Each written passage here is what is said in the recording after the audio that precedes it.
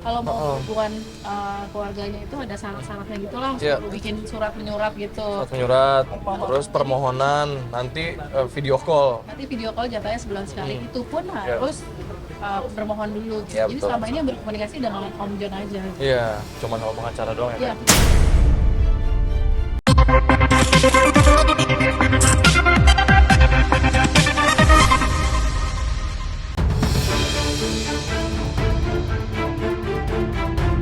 Inilah momen langka dan terlihat akrab antara Camelia dan Aditya Zoni, yang mana satu sama lain bergandengan tangan guna mendukung Amar Zoni. Cukup akrab antara Camelia dan Aditya Zoni, Aditya tadinya enggan mencampuri urusan sang abang dengan sang dokter. Namun, berjalannya waktu, Aditya melihat dan merasakan bahwa Dokter Camelia sosok wanita yang selalu ada saat Amar menjalani sidang, hingga masa tahanan pun membuat sang adik Aditya Zoni memberikan restu kepada sang abang Amar Zoni dan Dokter Camelia. Inilah momen bahagia saat sang dokter mendapatkan restu calon adik ipar Aditya Zoni. Dengan harapan dan doa yang terbaik, Aditya menginginkan segera menikah dan bahagia selalu. Terlihat tersipu malu hingga pipi sang dokter memerah.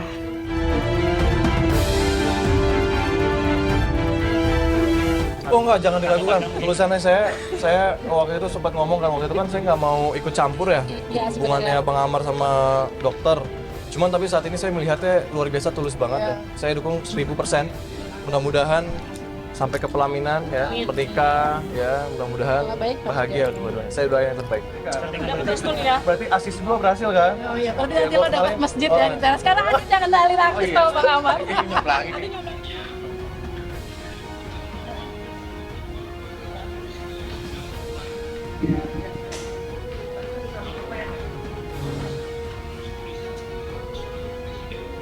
Iya, iya. Enggak, saya juga udah mulai dan juga buat jasa marga juga sudah semua sudah.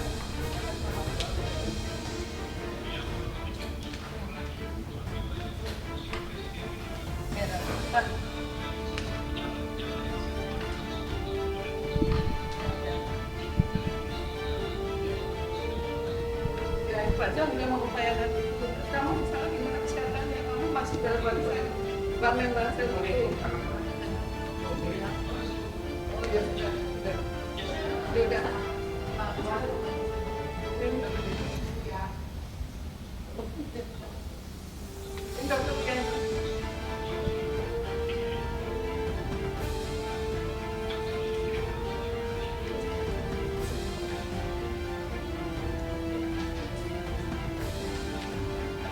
Sehat ya.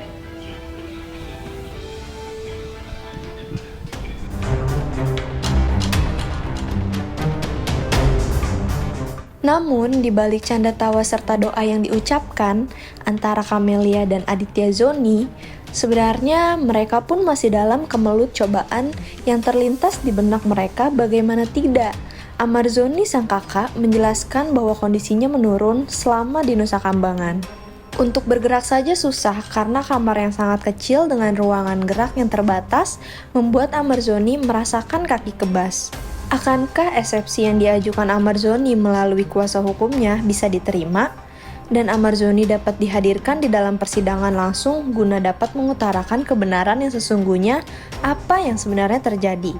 Melalui sidang online, Amar Zoni mengutarakan keluh kesahnya di mana Amar merasa dikriminalisasi dengan dia dibawa ke Nusa Kambangan. Mohon maaf, Iya? yang mulia. Maaf saya harus berbicara. Iya, silakan. Ini kan memang tidak eksepsi yang mulia. Iya. Namun bagaimana kita mau bisa melaksanakan sidang eksepsi ini kalau untuk komunikasi saya kami bersama PH saja itu sangat dibatasi sekali.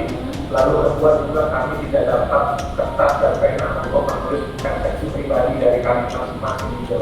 Jadi sebenarnya saya rasa ini tidak ada dan bisa harus disampaikan tentang eksepsi jadi terutama ya. Jadi kami lagi berharap, masih tetap berharap untuk bisa dihadirkan offline selama persidangan yang mulia. Ini yang bukan ini saya keluarkan dari semua tentang terdakwa di sini gitu loh. Karena sampai saat ini sangat susah sekali untuk berhubungan, baik yang mulia sudah memberikan kuasa hukum kepada Andi dan yang lain, teman-teman yang lain, namun sampai sekarang juga gitu yang belum bisa dihubungi yang kan tidak bisa berhubungan, jadi apa gitu.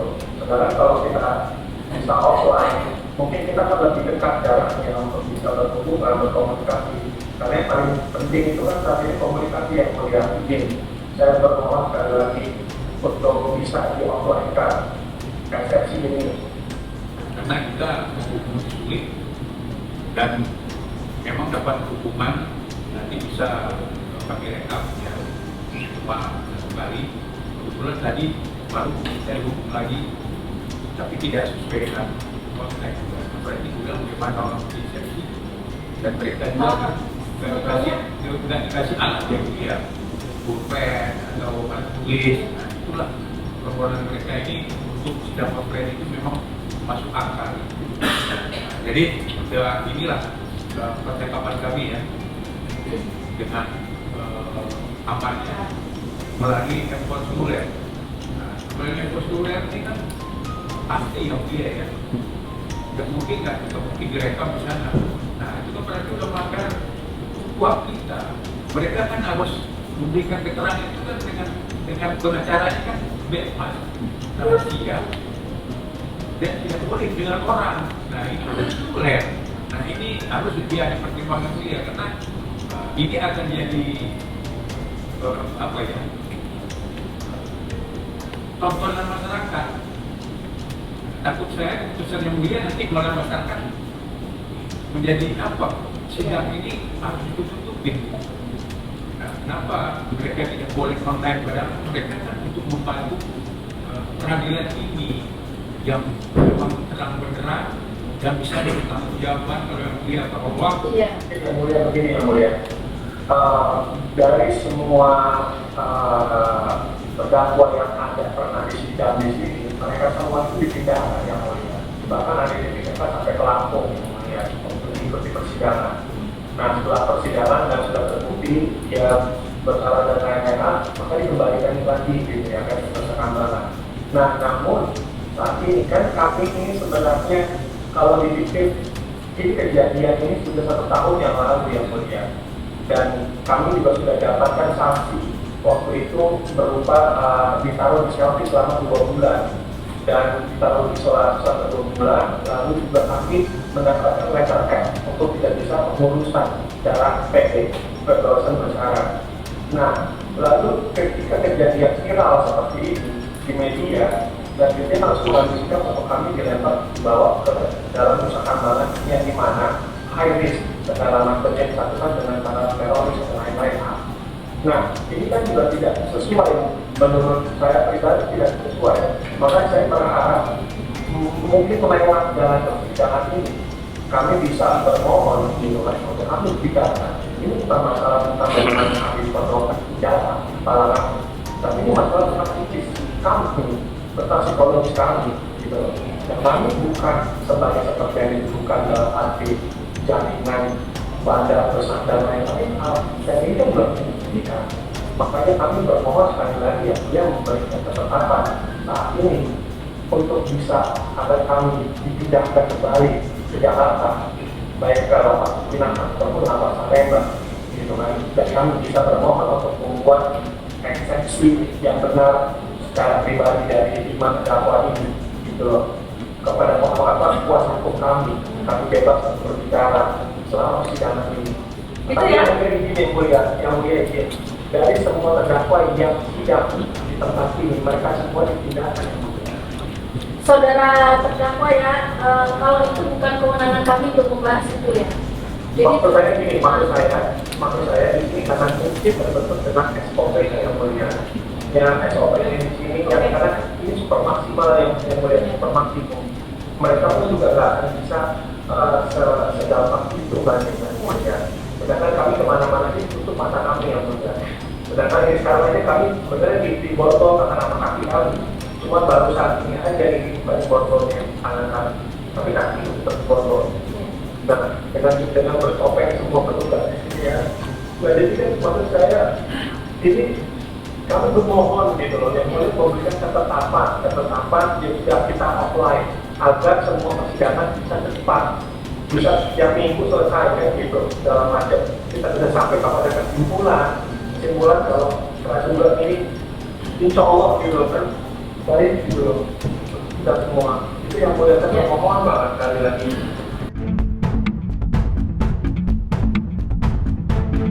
Alot jalannya persidangan dari tarik ulur antara online dan offline membuat suasana sidang antara hakim, kuasa hukum, dan jaksa saling lempar dan belum bisa untuk mengabulkan permohonan Ahmad Zoni keluar sidang ke depannya secepat Ahmad Zoni dihadirkan offline.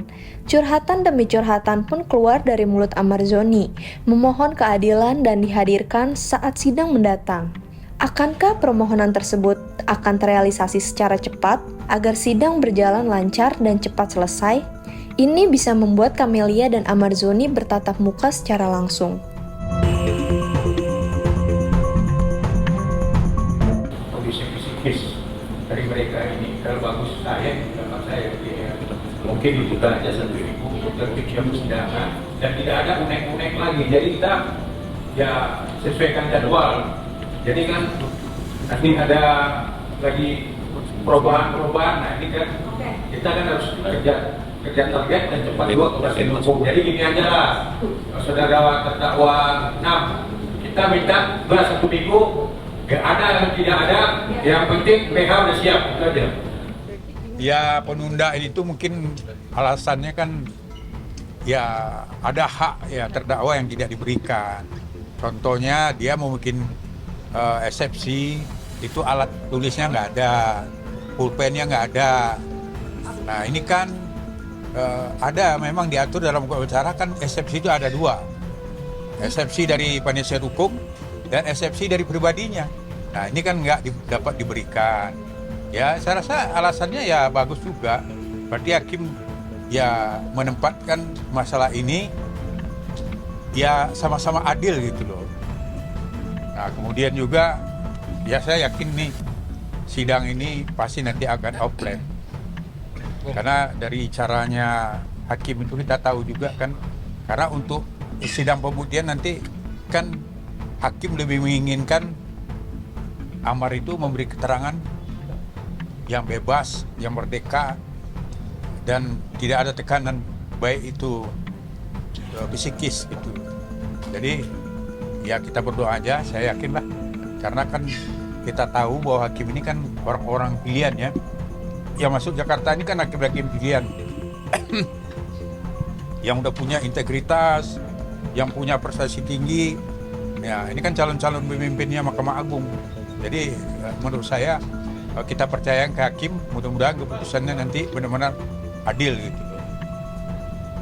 Bang, berarti Bang Amar belum siap dengan asetnya apa gimana sih Bang? Sampai belum bisa bacain DPH? Bukan nggak siap, dia udah mempersiapkan diri tapi alat untuk itu tidak ada.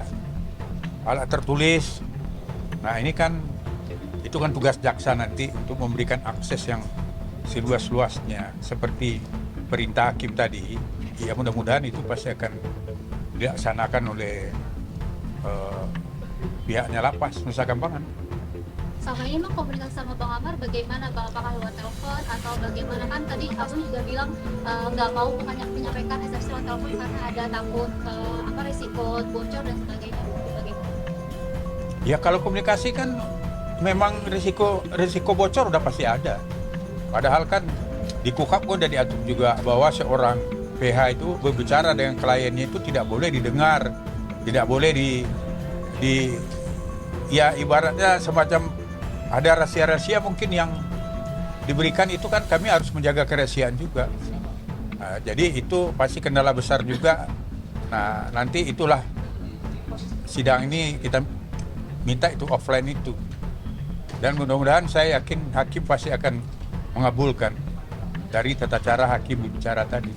Kalau mau hubungan keluarganya itu ada syarat-syaratnya gitu lah, perlu bikin surat menyurat gitu. Surat menyurat, terus permohonan, nanti video call. Nanti video call jatahnya sebulan sekali, itu pun harus bermohon dulu. Iya, Jadi betul. selama ini yang berkomunikasi dengan Om John aja. Iya, cuman sama pengacara doang ya. Iya. Oh iya, Nah. yang dengar kata Om John itu kan, Om John bilangnya Tuh. mungkin karena selnya kecil, jadinya sebenarnya tadi mau didengerin semuanya kan, mau diputar semua, cuma sama hakim nggak boleh kan. Ya. Itu sama Om John baru sedikit dikeluarkan, belum semuanya dikeluarkan bagaimana keadaan Bang Amar di sana, karena tadi sama hakim nggak boleh juga kan. Jadi coba nanti tanya Om John aja rekamannya seluruhnya gimana gitu. Ada gak sih cuma 1 jam disuruh bisa mengurut Ya, bebas gitu? betul, 1 jam aja? Iya, Sehari? Betul, 1 jam sehari. Iya, makanya kayak Karena bisa dengar sendiri Bang Amar bilang kalau kita kemana-mana dari sel ke tempatnya itu ditutup, Iya. diborgol gitu kan. Jadi tadi kalian bisa dengar sendiri kan kesaksiannya Bang Amar sebagaimana gitu. Jadi sangat menyayangkan kan ya, menurut aku hukum Indonesia tuh aduh gimana ya. Psikis Amar kena gak sih jadinya? Ya pastilah, coba Ibu Sikis pasti kenal lah. Gimana mungkin? Ya, memang dari keluarga belum pernah ada bisa komunikasi selama Amar ada di Nusa Kambangan, baik dengan saya, dengan Adit gitu ya. Tapi waktu itu 1 kali hanya 3 menit. 3 menit itu pun kan juga diawasin di sana dan dengan Pak John. Kemudian tadi pagi. Nah tadi pagi itulah yang pertama saya bisa komunikasi. Dan itu juga terbatas kan, kalau melalui komunikasi seluler itu kan tidak bisa yang seperti kalau kita hadapan. Maka pada saat sidang pertama itu sudah diinginkan, diharapkan dari pihak kami keluarga itu adalah secara offline, sehingga Amar sendiri untuk memberikan eksepsinya, untuk memberikan apa yang didakwa kemarin sudah dibacakan pada sidang pertama itu sudah bisa disampaikan secara langsung gitu. Jadi ya kalau asas kerahasiaan dengan komunikasi antara pengacara dengan klien itu kan ada asas kerahasiaan yang harus dipegang. Itu kan nggak bisa semua harus tahu kan gitu. Nah ini yang jadi kendala. Kemudian informasinya keterbatasan gerak selama ada di Nusa Kambangan ini itu kan juga akan berdampak kepada kesehatan yang dia sudah mulai mengeluhkan dirinya dengan kaki kebas karena untuk keluar itu kan hanya 1 jam dan itu pun ditutup matanya dan sebagainya.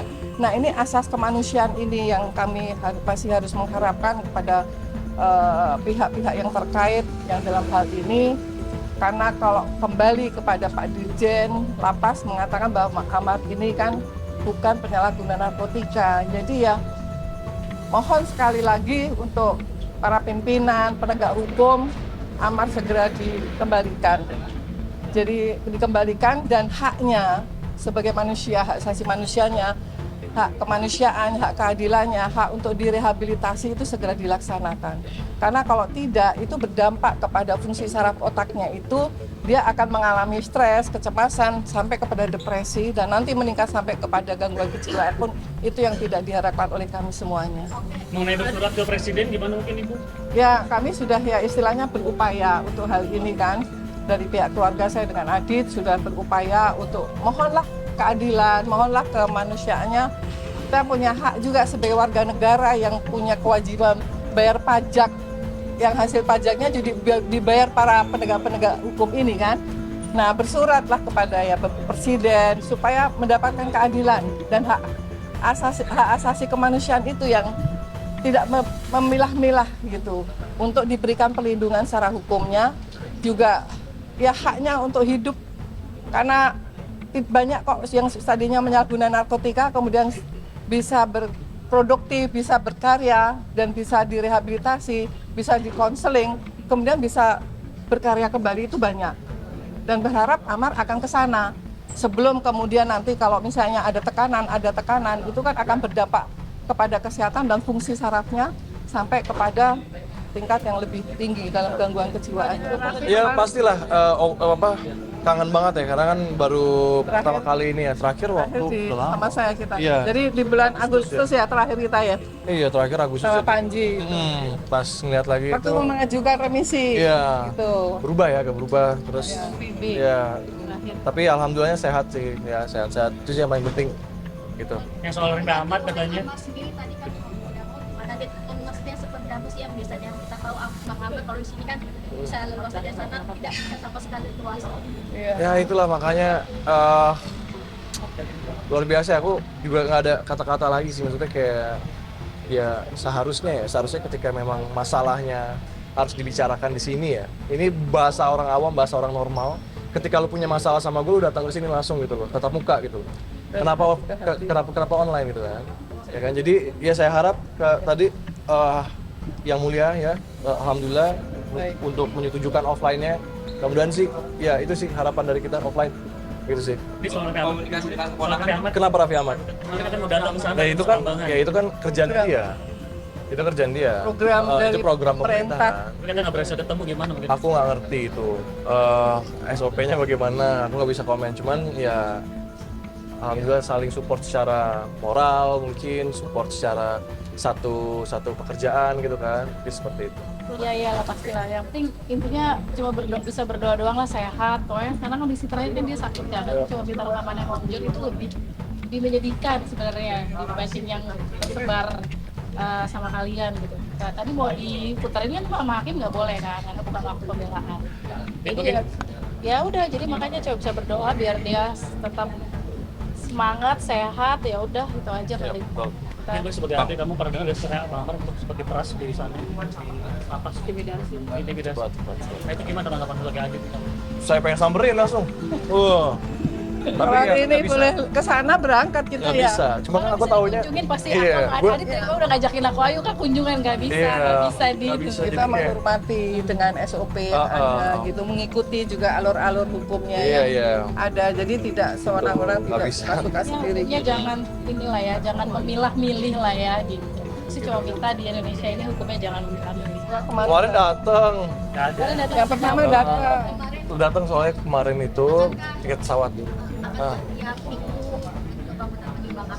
Iya, Iya Mbak, insya Allah Mbak, aku kalau misalkan disuruh temenin sana aku mau, gitu loh, nggak masalah gitu loh.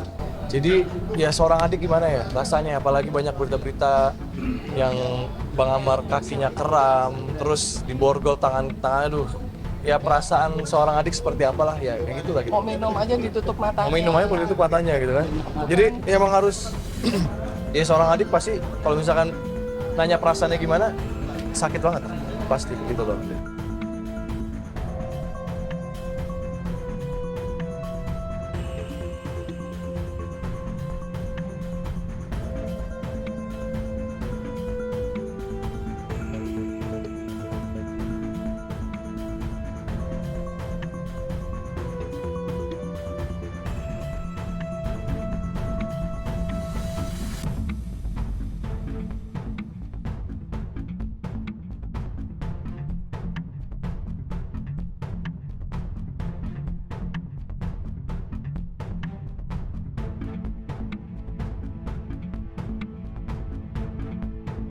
We'll be right back.